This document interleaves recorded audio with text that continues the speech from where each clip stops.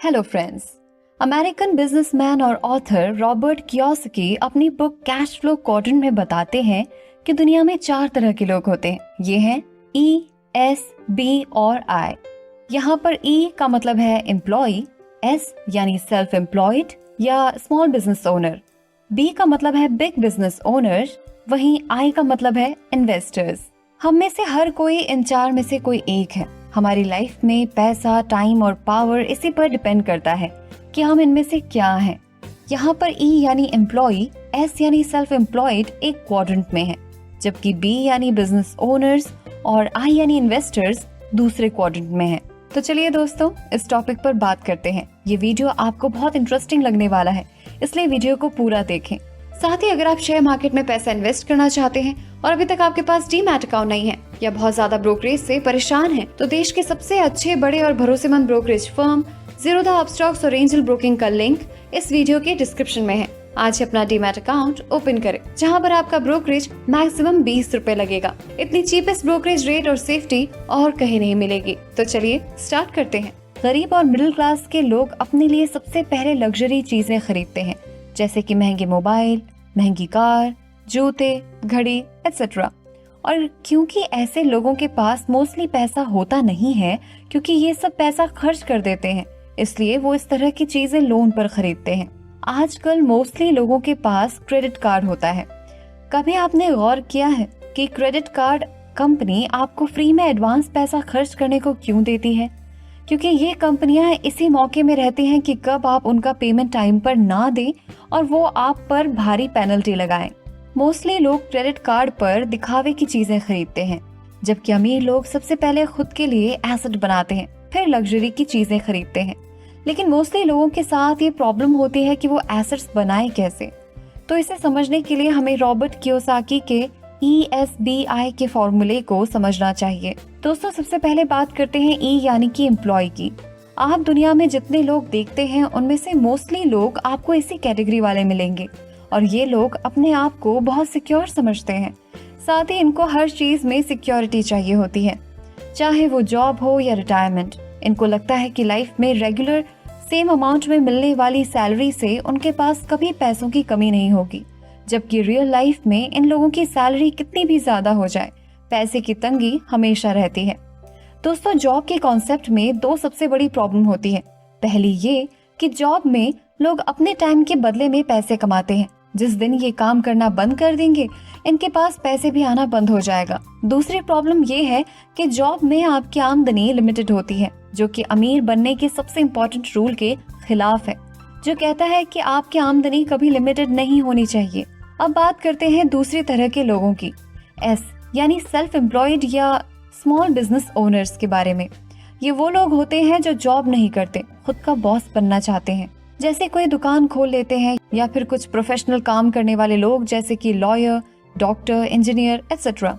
ये सब self employed category में आते हैं। लेकिन यहाँ पर एक मिसअंडरस्टैंडिंग है।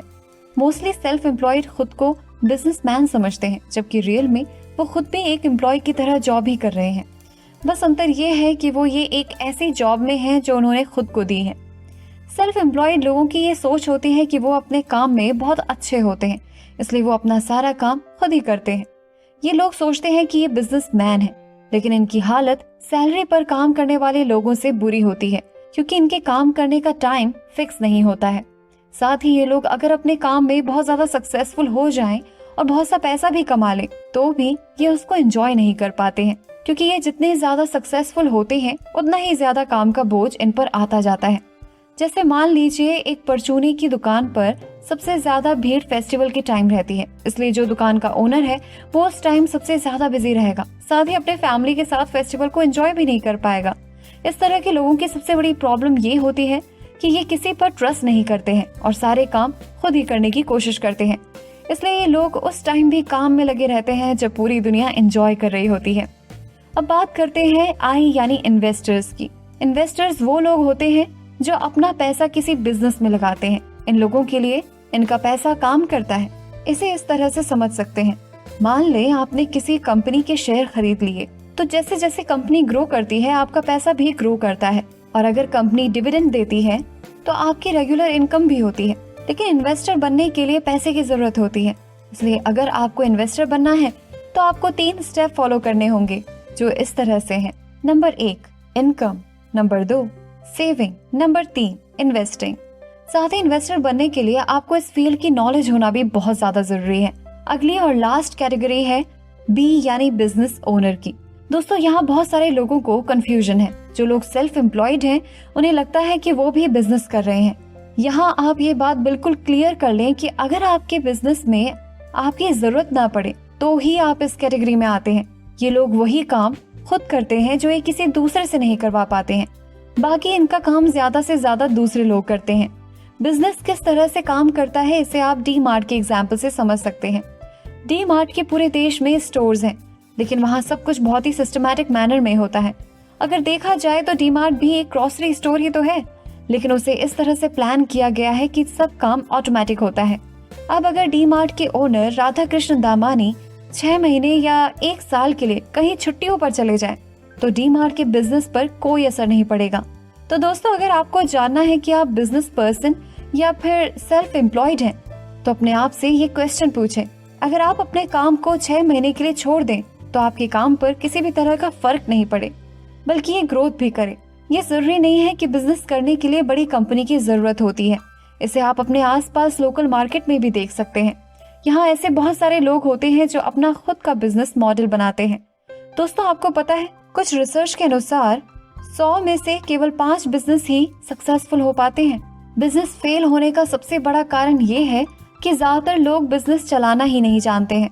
रॉबर्ट कियोस्की के अनुसार मोस्टली स्मॉल बिजनेसेस स्टार्ट होते हैं तो उसे एक बिजनेसमैन नहीं एक टेक्नीशियन चला रहा होता है, क्योंकि मैक्सिमम स्मॉल बिजनेस कुछ ऐसे खुलते हैं जैसे कोई आदमी किसी सॉफ्टवेयर कंपनी में काम कर रहा है तो उसे लगता है कि मैं इससे अच्छे से खुद के लिए काम कर सकता हूँ और ज्यादा पैसे कमा सकता हूँ, और वो अपनी कंपनी खोल लेता है।